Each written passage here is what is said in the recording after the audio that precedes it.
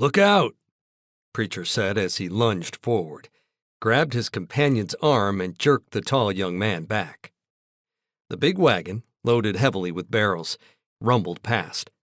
The team of massive draft horses never slowed as the drivers slapped their rumps with the reins. "Watch where you're going, you blasted red heathen!" the man yelled at the tall, buckskin-clad youngster standing beside Preacher.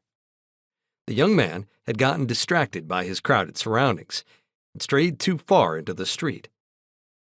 "If this is civilization, I'm not sure I like it," he said as he watched the wagon careen on down the cobblestones. "It is too dangerous here." Preacher laughed and slapped him on the back. "Civilization ain't that much worse than the frontier, tall dog.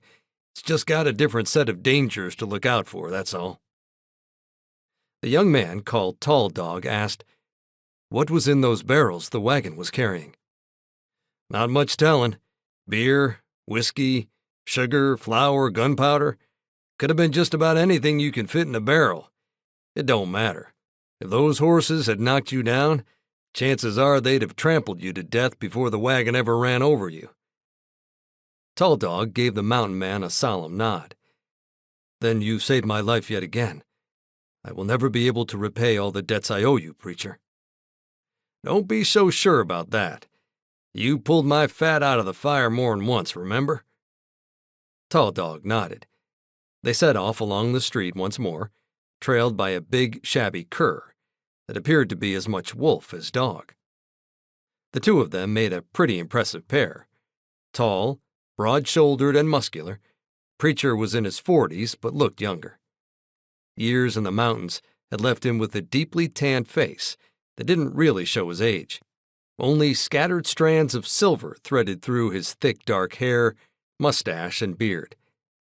The broad leather belt around his waist supported a pair of holstered Colt Pattersons, the new-fangled repeating revolvers that had been given to Preacher a while back by a company of rangers down in Texas.